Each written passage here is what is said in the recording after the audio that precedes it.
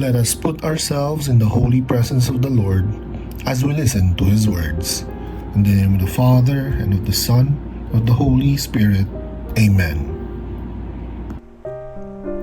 May 21, 2026. Thursday of the 7th week of Easter.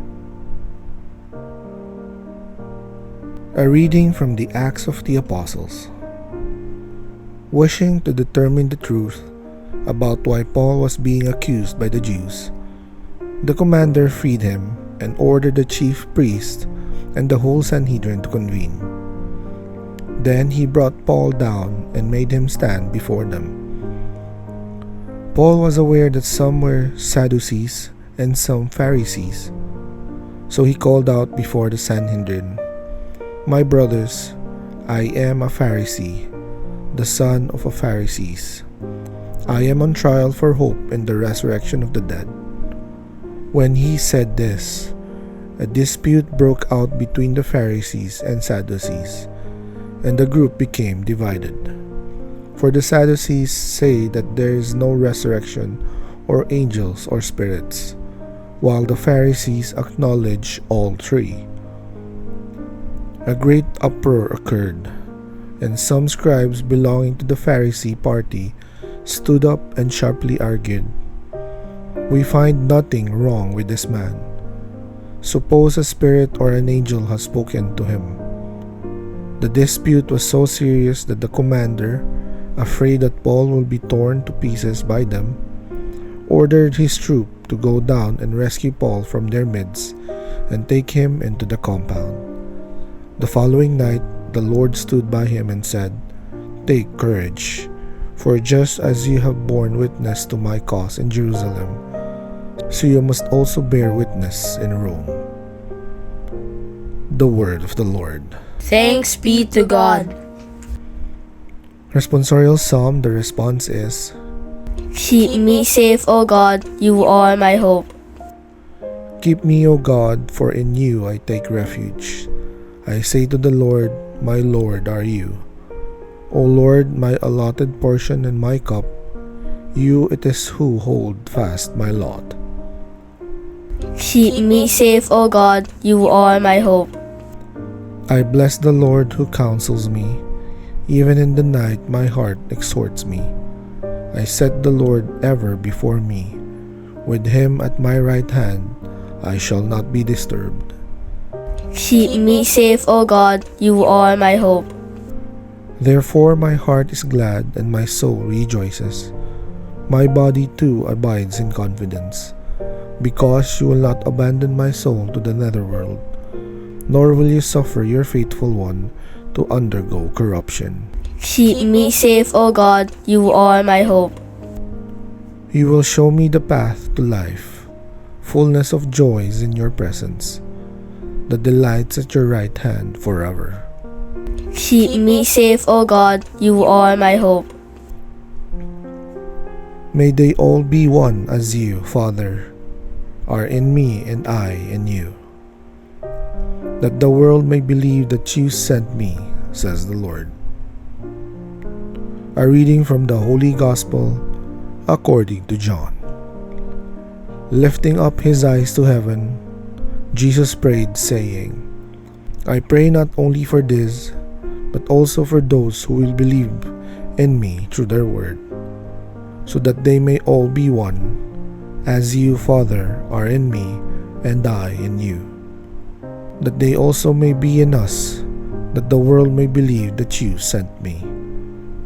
And I have given them the glory you gave me, so that they may be one, as we are one.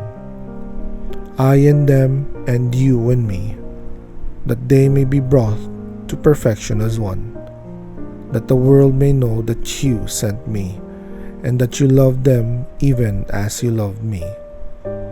Father, they are your gift to me. I wish that where I am, they also may be with me, that they may see my glory that you gave me, because you loved me before the foundation of the world. Righteous Father, the world also does not know you, but I know you, and they know that you sent me. I made known to them your name, and I will make it known, that the love with which you love me may be in them, and I in them. The Gospel of the Lord. Praise to you, Lord Jesus Christ. Gospel Reflections. In today's Gospel, Jesus expands his prayer beyond the disciples gathered around him at the Last Supper.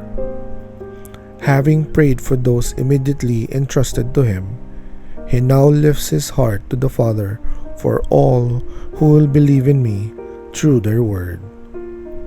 In these sacred words, Jesus prays not only for the first disciples, but for every future generation of believers, including each of us today. And what does he ask of the Father? That all who belong to him may all be one, just as he and the Father are one. Jesus prays for unity within the community of believers, the church born from his love and sustained by his grace. St. Paul, who stands at the center of today's first reading, devoted his entire life to building up this unity within the church. Though he was not one of the original apostles and had once fairly persecuted Christians as a zealous Pharisee, his encounter with the risen Christ transformed him completely. From that moment on, he poured out his life proclaiming the gospel with urgency and passion, as though seeking to make up for lost time. He embraced wholeheartedly the mission Jesus entrusted to his disciples before ascending to the Father, to make disciples of all nations. For Paul, this mission stretched from Jerusalem to Rome and everywhere in between. At the close of today's reading, the Lord himself strengthens Paul's resolve, saying, "Just as you have borne witness to my cause in Jerusalem, so you must also bear witness in Rome." Yet bearing witness to Christ was never easy. In Jerusalem, Paul nearly lost his life as divisions and hostility erupted among the religious leaders. What was meant to be a hearing became a scene of confusion and conflict among those who could not agree, even among themselves. How striking the contrast is between this disunity and the prayer of Jesus that his followers may be one.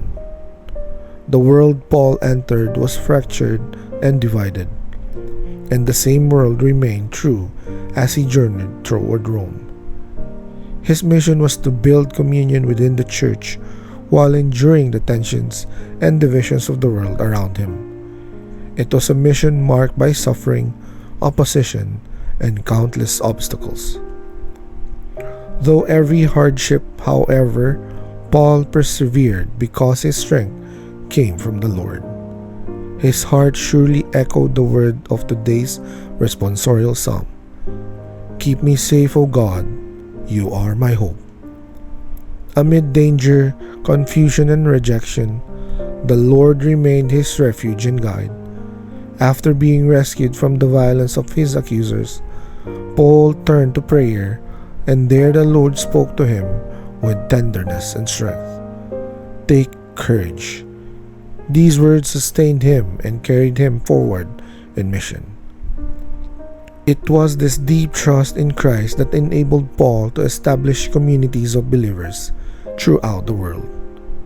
Sustained by the prayer of Jesus and strengthened by the Holy Spirit, the apostles and missionary disciples gathered believers into the one holy Catholic and Apostolic Church.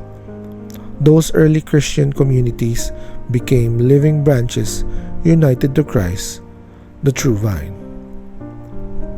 That same reality continues today.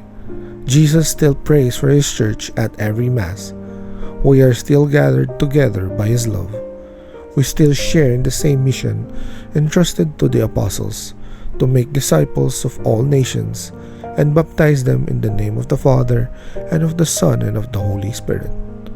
In truth, it is often said that the church does not simply have a mission, Rather, the mission of Christ has a church. Today's readings invites us to reflect more deeply on the mission Jesus entrusted to us at his ascension. Part of that mission is striving for unity within the church. This challenges the strong individualism that shapes so much of modern culture and sometimes even influences the way we live our faith. It is easy to think that a personal relationship with Jesus alone was enough, that private prayer, moral living, or occasional acts of charity are sufficient apart from belonging fully to the church. Some asked, why do I need a church? Why does Sunday Mass matter if I already believe in God? The weakness of this attitude is that it quietly places ourselves at the center rather than Christ. Jesus himself did not leave behind isolated individuals. He formed a community. He gathered believers together and prayed that they would remain one. He did not entrust his mission to a single isolated person or to a select spiritual elite. Instead, he established the church and extended his missions to all nations. The mission of Christ is communal, not merely individual. Even in baptism, we are drawn into communion, baptized not simply in the name of Jesus alone, but in the name of the Father, and of the Son, and of the Holy Spirit. Our Lord Jesus Christ reveals to us the deepest mystery of all reality, the most holy Trinity, a perfect communion of love. The Church, born from the heart of Christ, is called to reflect that same divine communion. To proclaim the gospel, therefore, is also to gather people into the unity of God's family. This is what Jesus prayed for. This is what Paul lived and suffered for. And this is the mission entrusted to all who belong to the church today. Let us pray. Lord Jesus, make us one in your love and faithful in your mission. Gather our hearts ever more deeply in your church. Strengthen us when we grow weary, and teach us to live not for ourselves alone, but for the unity and salvation of all your people. Amen. In the name of the Father, and of the Son, and of the Holy Spirit. Amen.